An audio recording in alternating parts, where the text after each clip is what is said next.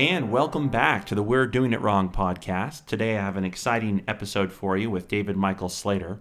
But before we get to that, just know if you've submitted content to the site for publishing, don't get discouraged if it hasn't been published yet. We're gathering lots of amazing content. And if you're on the fence and are considering maybe writing a blog post and adding to the conversation, check out our Write With Us page. We are looking for teachers, parents, students, and really anyone who has interesting ideas about education. So without further preamble, I want to bring you David Michael Slater. So today we're going to have a bit of a long-form conversation about his upcoming book, and we'll cover some topics he touches on in the book, but also our conversation may stray to topics related, but maybe not covered in the text of his book. So David, how are you today? I'm good. Thanks for having me, Joe. Yeah, absolutely. So first, why don't you just give us the details? When's your book coming out? Release date is April 17th. The long title is We're Doing It Wrong, 25 Ideas in Education That Just Don't Work and How to Fix Them. Well, before I get into the actual content, I just wanted to read one of my favorite blurbs about the book. So it's pretty common, I think, for people to send out a manuscript and get some feedback before a publisher takes it. And so this is from James Paul Gee. He's the Regents Professor at Arizona State University. And he said, "It is perhaps no surprise that in an age of ideological polarized educational research and politics, matched with the widespread disrespect for teachers in public schools, a book of such straightforward sanity as this one needs to be published and read widely." And I just love that phrase, a book of such straightforward sanity. And then Michael Fullen, it was one of my favorite pieces of his blurbs, was, "If you want a book with fresh ideas on perennial issues in education that are commonly and deeply misunderstood, David Michael Slater's We're Doing It Wrong is a relentless page turner." And David, I'm going to just heap some praise on you here in the beginning before I try to catch you with difficult questions, if that's okay.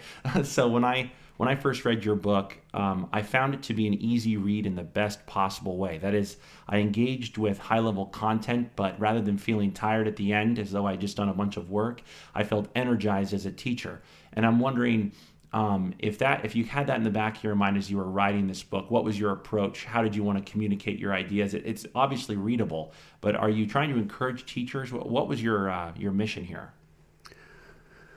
Well, I wanted to write it in a way, actually, that would be both appreciated by teachers, academics, but also like anybody, general public, people concerned with education. So I tried to be as absolutely clear and simple, reduce the jargon as much as I could, and basically to reach as many people as I can with it. So in the beginning of the book, I guess maybe the foundation, you talk about 4 ideas. I guess it maybe sets up the thesis. Without giving too much away, maybe just tell us a little bit about those ideas, because I think it'll provide a good framework for the rest of our conversation, the context. Sure. I mean, basically, I have 25 examples of things that are going wrong, but the reasons why things go wrong in education, for me, boil down to basically 4 things.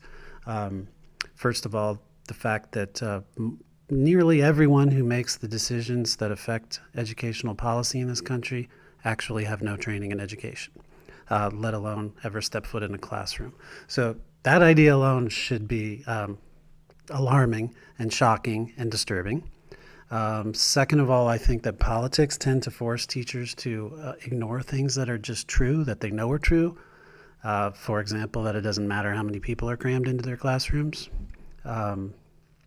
Also, I think one of the major, and this is more of a philosophical issue, but with real world implications, is that somehow we've come in this country to think teaching is a science, only a science. And in my opinion, of course it's a science, but more than that, it's an art. And we're sort of driving away all the artists who are our best teachers. And finally, just the simple fact that even when good ideas come to teachers, they simply often don't have time to implement them because of the onerous paperwork load and all the other time-sucking responsibilities teachers are heaped with. So maybe going back to your first point about teachers generally not having a voice in the conversation. Um, do you feel as though private industries, it almost seems like a recent rise? So you've got what people might call the military-industrial complex. Do we have an educational Pearson complex? There seems to be like a educational testing complex for sure, and it's driving curriculum that teachers are being forced to follow, sometimes to the very letter. It drives all of our teaching to the test. I mean, it's $1 billion industry, and it has far, far too much power over what happens in classrooms. Yeah, and it's certainly, I imagine in the way things function in our country, it's a lot easier to have a voice when you've got the money to lobby officially and to give people, donations. So, what can teachers do to add to the conversation? Because it's almost like you're trying to start something new, but also at the same time add to an existing conversation to elevate the voice of teachers. So, as we talk here today, I can imagine there's a lot of ideas we're going to cover, and teachers might go, you know what, I completely agree. What's your recommendation for teachers that want to get out of their classroom and start actually affecting policy that influences what they're allowed and what they're permitted to do in their classrooms? Well, that's a brutally difficult question to answer. In fact, I think there was an article I just saw the other day about how it's virtually impossible to be a teacher leader because of the time-sucking responsibilities that I just mentioned. So, honestly, if this book can contribute to those in power, if I guess I have this dream that people who make these decisions read this book and say, you know what? These are some pretty good ideas. Maybe we should talk not necessarily to David Michael Slater, because I think that these are just, I am excited and I think I have some things to say about these subjects. It's more important to me to demonstrate the fact that there are teachers all over this country with equally, or if not better, ideas. And if we can just change the whole dynamic of how these decisions gets made, if more teachers are invited to give their 2 cents, then I think that would be somewhat miraculous and wonderful. Absolutely. So I just kind of picked out a few topics from the book that struck me, and one's right in the beginning, and it's about really sameness among, or really conformity among teaching strategies and methods. And you kind of make a claim that that's evidence of the deprofessionalization of teaching. And I was thinking, if you consider other professions, you might be tempted to view best practices and accumulated knowledge as components of that profession, things that actually make it a profession. So could it go the other way? That is, how do you think about this tension between a profession developing a set of proven practices that are all but forced on the practitioners, and then the autonomy among the professionals themselves? What are you advocating for here? Okay. I think, well, first of all, there's a teacher shortage in this country. It's a crisis that's getting more and more severe, and I think eventually it will be so bad that we're going to finally have to figure out why it is that nobody wants to teach anymore. And I think one of those reasons is the constant trend to deprofessionalize teachers. And one factor, or one component of that, is forced conformity in how to teach. Absolutely, there are many. The science part of teaching is finding out what the best practice methods are, though best practice, in my opinion now, pretty much means best way to get kids to perform on a standardized test. So we need to lose that idea completely.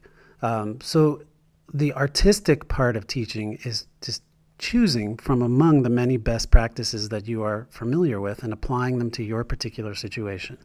Okay, that's why people get into teaching. That's the art, that's the fun, and that's actually also what works. So what we should agree on is our goals, which is not as easy as it sounds. But once we agree on goals, teachers then need to be free to choose whatever, again, acceptable practice gets them to that goal. So let me give you an example and see if you would agree or maybe disagree with this, as aligning with what you're saying. So in math education, and I'm a math teacher, there's currently a real push to get away from direct instruction, and rightly so, because you really can't stand in the front of the classroom and lecture from bell to bell and see results. So best practice is don't stand up in front of your classroom and gab on in a boring way while your students don't learn anything. That seems obvious.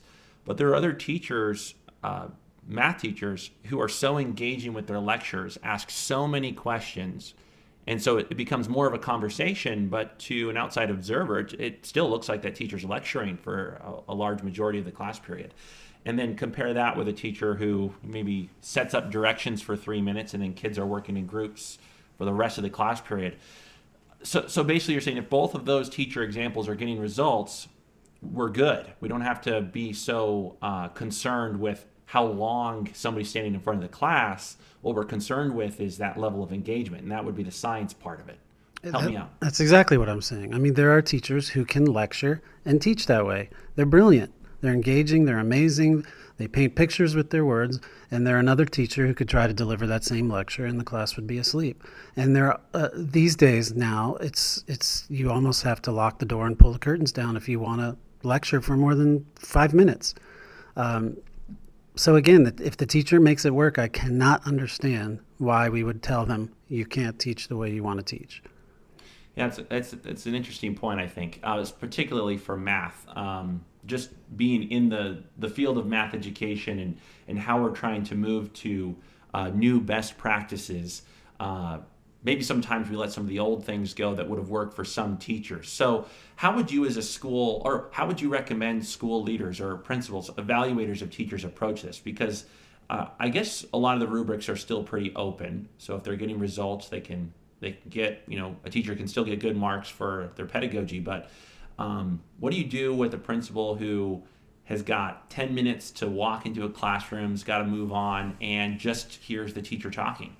Okay, well, first of all, if we really cared about evaluating teachers, that would be somebody's job. They'd be in the school all day, and that is all they would do is observe teachers, give feedback to teachers, and when they provide the assessment, they would use their observations, but they'd interview students, they'd interview parents, they'd interview colleagues, and they could put together a really comprehensive sort of overall assessment of how a teacher's doing. So given that doesn't happen, I mean, I think these drive-by evaluations and these short visits are a terrible problem that has to be amended. Often evaluators come in with no knowledge of what happened before your lesson, where it's going, no knowledge of the dynamic in the classroom and what students you have. So our evaluation system is pretty terrible, I think, in general. But honestly, if it were me, first of all, I wouldn't be using standardized test scores, though of course I would want to see how a particular teacher's students were doing. But this is one of those parts in this business where we just have to start being honest with ourselves. And one is you cannot really properly assess a teacher except on whether or not they are teaching to the best of their ability from among best practices. If they're doing that, that is what their job is, and that is really pretty much all you can ask for them. Okay, so just to summarize maybe the larger idea here, and correct me if I'm wrong, again, teaching's a profession. That is, there's still this core set of best practices and research-proven methodologies that work. Every teacher ought to know those things. Every teacher ought to use those things to the best of his or her ability. But that leaves vast room for personal innovation. And when that vast room for personal innovation is trampled upon by conformity, that's what you're calling the deprofessionalization of teaching. Is that about right? That is right, yes. So thinking about another topic you cover in your book that I think is just huge, particularly now as we see districts coming out of, state governments coming out of the recession, trying to figure out how they should fund their state's public education systems. Obviously, one of the first things that gets talked about is class size. And I tend to have found in my experience that class size matters, but it doesn't matter necessarily in a linear fashion. So going from 25 to 26 is obviously much less damaging than going from 35 to 36 in a classroom. And then maybe gaining a student when you only have 15 is actually a good thing. So what do you think is going on there? Why are very small classes challenging as well, even though it's a problem really faced by teachers? Okay. Is less always better? No. But the whole class size issue is, I think, so I've read studies that say class size matters, and here's the proof. And I've read studies that say class size doesn't matter, and here's the proof. But in nothing I've read on this subject actually seems to address, in my opinion, what the part that's not measured. And that is the longer term effect. So, let me also throw in that an important factor is what you teach. So, for example, as an English teacher, if you add 2 or 3 students to 5 classes, then the essay grading time load is dramatically increased. But to the larger point, yeah, I might be able to teach just as well in terms of all your measurements if you gave me 25 or 35 people. You probably wouldn't be able to tell. You could run some tests and say, oh, look, it makes no difference in Slater's class. But the point that I think everyone misses is that this has a long-term cumulative effect on teachers. If you give me 35 kids or 40 in 5 classes, I will do a good job up until the point where I will leave the job. And I have not seen anybody address that fact. No, that's interesting. You made me think of the process whereby a teacher burns out, because that's kind of what you described there. And I can imagine that a teacher's teaching doesn't stay awesome until the point that teacher leaves. There's a decline, and from year to year, as that teacher feels more and more overwhelmed. So you would see they may not show up in a particular. You would really need a longer study to see those kinds of effects. So with class sizes often being one of the first things that increase due to budget cuts and all the issues we face with funding education in this country, what would you tell a teacher who does have 5-6 periods, let's say an English teacher of 30 to 40 students? What would you tell that teacher with the types of assignments she gives in terms of writing, and what kind of expectation she gives her or himself? How do we keep those teachers from burning out when they're given this impossible situation? It's a really hard answer because the answer lies beyond the teacher classroom. I mean, we have a crisis with writing in this country. Colleges have to take their freshmen and remediate them because they can't write even to a competent level. And I think this is because English teachers in the structure they teach in can't teach writing. They don't have time. So they're further being deprofessionalized by these websites that supposedly can grade an essay.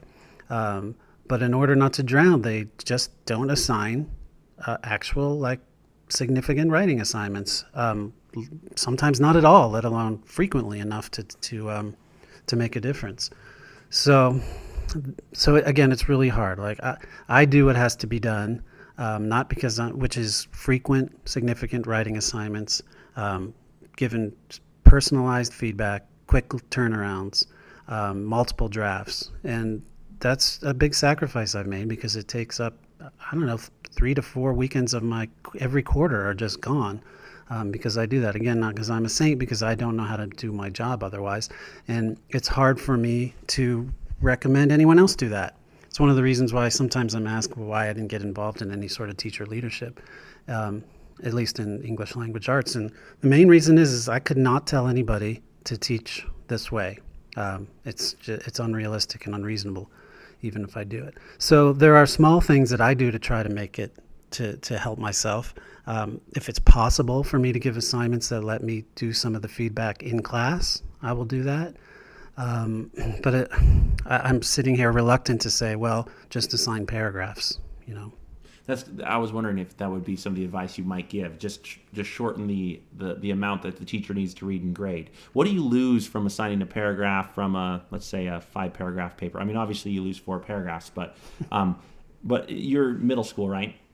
Right. So at that point of development, being a math teacher, I'm really stretching out here. You're trying to get students to transition into a really coherent coherent paper from the paragraph level. And is that true? And does that just mean that if you continually assign 1 paragraph assignments, you just never get them to develop into those pre-college skills? Yeah, they don't learn how to do any kind of academic writing, which also is a thinking training. I mean, learning how to write a compare and contrast essay is also learning how to think that way, or cause and effect essays.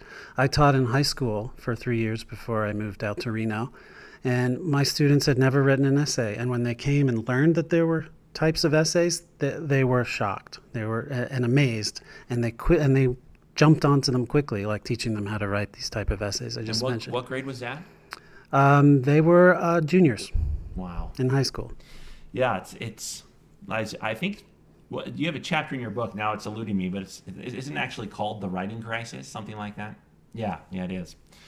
So, one thing I think for our broader audience here, not just teachers, and really not just for English teachers, because as a math teacher, sure, I spend time grading outside the classroom, but I don't think it's necessarily comparable depending on the type of assignments I'm giving. How much time do you spend per paper? Break it down for us. You mentioned 4 weekends a quarter, but can you break it down for people who have just no idea what this entails? Okay, it's probably 3 weekends a quarter, and I'm quick about. So in our school, in our program, our sixth graders write every quarter what we call a formal type of essay, meaning you could name what it is, compare and contrast, argument, classification, division, and they do 2 drafts, and they write an essay test at the end of reading a novel. So they have to write on their formal essays about a page. Seventh graders, 1.5 pages to 2.5, and the eighth graders, 2 to 3. So to provide feedback on that, and I think I'm really quick about it, but it still probably takes me 10 minutes a paper, and I have, depending on the year, anywhere from 90 to 115 students. So, you can do the math on that. Okay. Yeah, and so when you end up with 30 students at 5 periods, you're at 150, and when you start going over that, you've got English teachers who are pushing 200 students. So it absolutely becomes near impossible. So they don't. I mean, Yeah. it used to be back in the day, writing was its own class, and reading was a different class. So that is one way to solve this problem, and we should go back to that. And if we aren't going to do that, we have to reduce English teachers' class sizes drastically. And if we aren't going to do that, then they should be provided paid. They should be given a day off a quarter to come in and do the feedback. Yeah. So there's a lot of things that can be done, even at the school site level, it sounds like, to at least address the issue, as long as there's awareness of it. So like a sub day would be a perfect example. This kind of makes me think about what you wrote about concerning the teacher shortage. And personally, I still think teaching is an absolutely amazing job. I really wouldn't want to do anything else. But with that in mind, there have been critical moments in my career where I felt very discouraged. But I've been lucky because I've had supportive leadership at school sites, and then have always felt connected to my colleagues. And I think that's the main reason why I decided to stay in the profession during those times where maybe I was in danger of falling into that, quit before 5 years statistic. So I'm wondering what you might tell a teacher of any subject who feels vastly discouraged right this moment and maybe doesn't feel connected to colleagues and the leadership at a school site, who's on the brink of maybe leaving the profession. Would you say go ahead and leave, or are there things you would recommend that teacher tries before making that decision? So teachers that are already in the profession we're talking about? Yeah, maybe let me hone this in just a bit for you. Sorry, it's maybe not the best question. So maybe let's think of a newer teacher. So within 5 years, not necessarily meshing with the school teaching staff, leadership maybe doesn't feel leadership supportive, and just completely overwhelmed, thinking about quitting. Is there anything you would tell that person before he or she quits? Yeah, I think a couple of things. First of all, I guarantee that there are many, many other teachers feeling exact the same way. If there's a problem with the staff in their school, they should be able to reach out to teachers in other schools. The district might provide some sort of groups if it was pretty thoughtful. There are groups in some districts of new and fairly new teachers that get together. I would recommend organizing that themselves before they quit if that's not available. I also would advise new teachers, this is hard, but sometimes you have to, I don't want to say not take it so seriously, but to have other concerns and interests in your life. I mean, I think for me, being a writer of fiction all these years has been dramatically helpful to me because I'd see other colleagues just being worn down from stress over things that um, maybe I didn't have time to have that stress since I have other interests, but just sort of having a faith in what you do, taking a little less seriously the all of the revolving door of responsibilities that come and go. Just to try to have a more relaxed attitude. These new things every year, a new requirement, a new type of test, a new way to teach. Um, I would assure them that if they stick it out, these things, they just go away. Yeah. And that if they can just focus on what they do, the cliche of close your door and do what you do. It's cliche for a reason. So you mentioned test scores quite a few times, and I know when I was first teaching, I started teaching in things were we were well within the age of modern the testing environment. And I remember feeling a lot of pressure early on in my career and then thinking, I really am being asked to teach, so my students will demonstrate learning on a test. So it became easily conflated that I'm doing all this work so that they perform well on this one test, or maybe it's a test that they do 3 times a year. And then I had to really step back and think, what actually matters? Well, what matters is, does my teaching prompt students to become intellectually engaged every day in a rigorous way? Now, test scores should correlate with that, as long as I'm teaching stuff that's going to be on the test. But what are your thoughts on that? How do you think about the place of standardized test scores in at really all these different avenues, measuring teacher effectiveness, measuring overall school effectiveness, and then how should a teacher, especially a new teacher, judge him or herself based on their standardized test scores? I guess part of the issue is how obsessed your particular principal is with these type of scores. I'm not against testing. You have to find out some way or another whether or not you're accomplishing your goals. But standardized testing is these tests are being continually proven not to prove anything. So I have tried it, and I've been blessed in my career, I guess, by supervisors that don't consider that the be all and end all. And I really just kind of have faith that what I teach will produce some results. But I don't ignore the scores. I see them. I take them. I take that as just another piece of information. But no, there is no standardized test that could tell me that my students are learning to write more than the essays they actually write for me.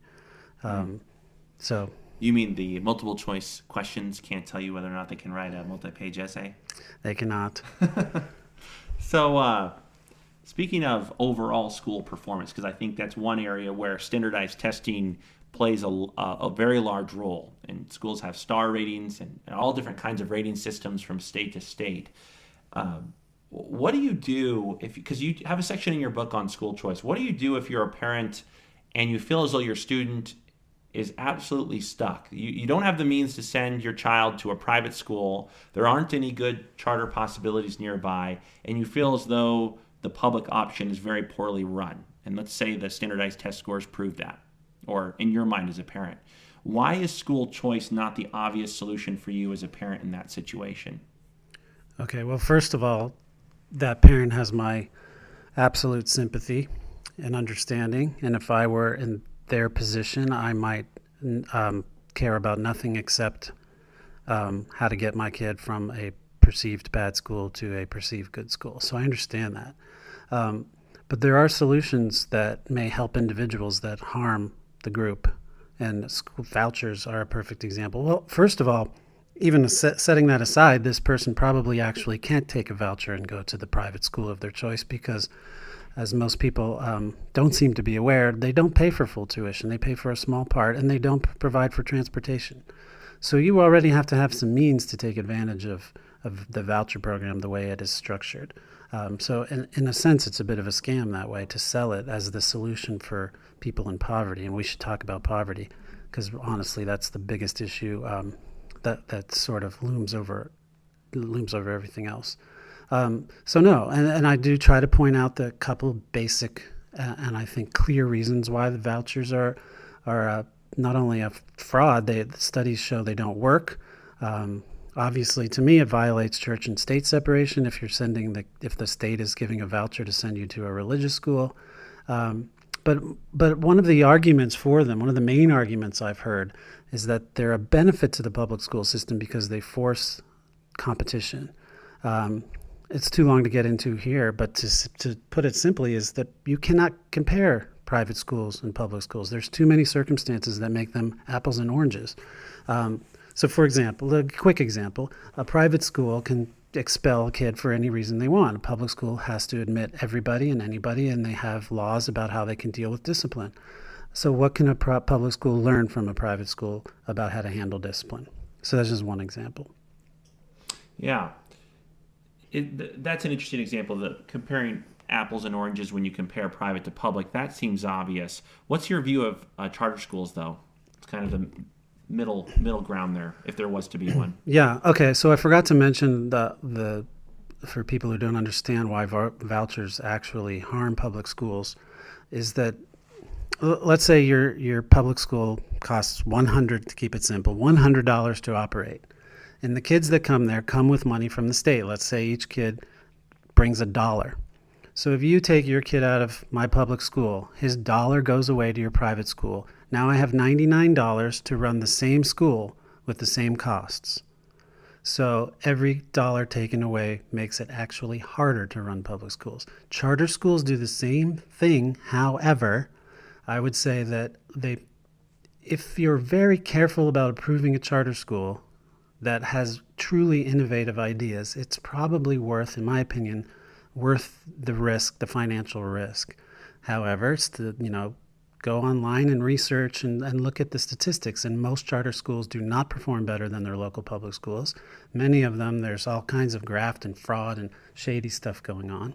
So I'm not against it in principle, but there should be very few of them, and they should have to prove in some agreed upon way that they're working.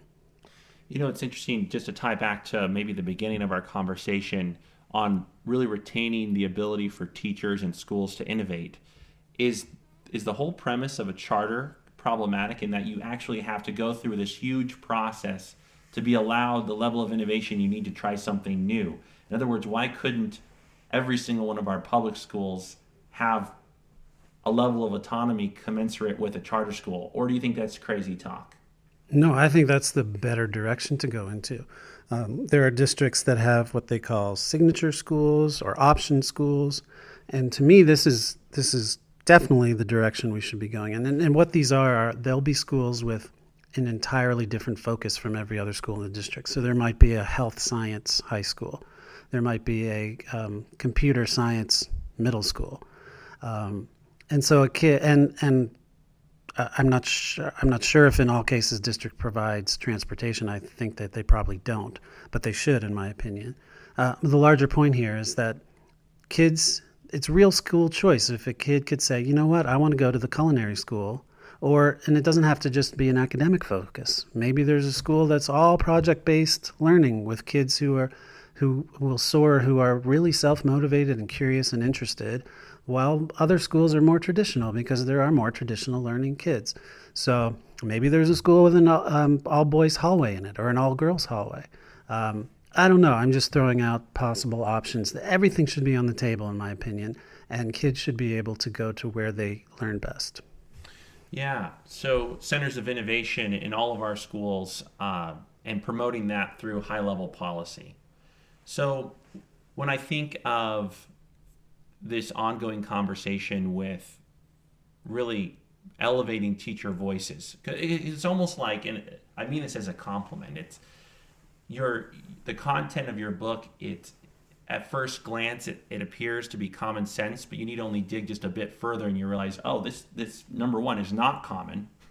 and there's a lot of underlying ideas and logic going into the sense making.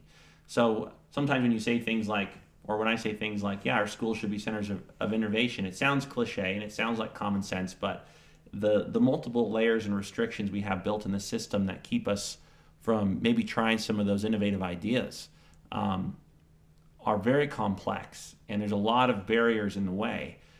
So is this kind of a one one and done deal here? Is a book of your ideas adding to this conversation, or what are your plans moving forward here with all these ideas? Wow, I don't know. I have spent my career writing very different things. Started with short stories for adults, turned and wrote a series, a fantasy series for teenagers, jumped up and wrote a novel for adults. Most recent, tons of picture books. Most recently, an early chapter book series, and this is my first foray into nonfiction. I guess what I'm saying is I really never had a career plan. For an author, it's probably not the ideal scenario to have all these different audiences. So I don't know where this will go. I do have a follow-up book that's more on social issues, similarly very short chapters where I try to share what I consider common sense. So I don't know where this will go. The whole project has just been a surprise to me.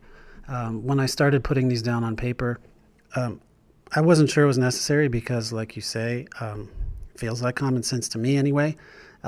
So I shared it with some colleagues, and their enthusiasm encouraged me to continue.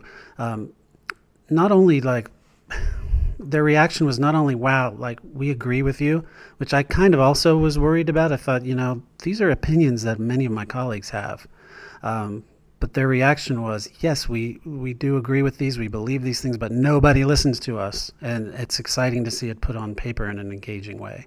Yeah. So I really don't know where it'll go. Well, and where can people find you personally? I know at the end of this, I'll make sure I tell people where to go to find the site that's associated with the book that we both work on. But if people want to just connect with you, can they do is through the site good enough? I know you're a writer on there, and people can follow you. Or do you have something else? You can. Or the people can just go through my author website, which is www.davidmichaelslater.com. And you can find my email address in there, david@davidmichaelslater.com. Well, David, this has been, I feel as though it's been just an enlightening conversation for me, and I hope we have another one soon. I mean, we really, out of 25 really well done chapters and topics, we've covered maybe 3 or 4. So we've got a lot more to talk about. And then finally, before you go, if somebody hears this and they immediately want to go get your book, how do they do that? Is it on Amazon, obviously? And you can pre-order it now through Barnes & Noble or Amazon. Releases on the 17th, at which time I would like to hope that you'll see it in your bookstore as well. All right. Well, thank you, David. It's been truly my pleasure, and I appreciate you answering all my questions and talking to us about these important topics. Listeners, recall that you can find everything you'd ever want on we'redoingitwrong.com, and I tweet at doingitwrong25, and we also have a Facebook page where we like to post all kinds of amazing in-depth content, sporadically dispersed among hilarious memes that sometimes we steal from other people and give credit for, and sometimes we create ourselves. So if you want a good laugh, check us out on Facebook, Twitter, and definitely interact with us on the website. And again, we are looking to publish all sorts of ideas from teachers, parents, students, really anybody who has something of value to say about education. So check out the Write With Us page. And if you are a writer who's already submitted us content and you're wondering when it will be published, the answer is soon. We're getting ready to increase the frequency of content that we publish due to the amazing response we've got from people who do want to publish on the site. So hang in there, and we wish you all the finest rest of your day. Now, let's turn the page.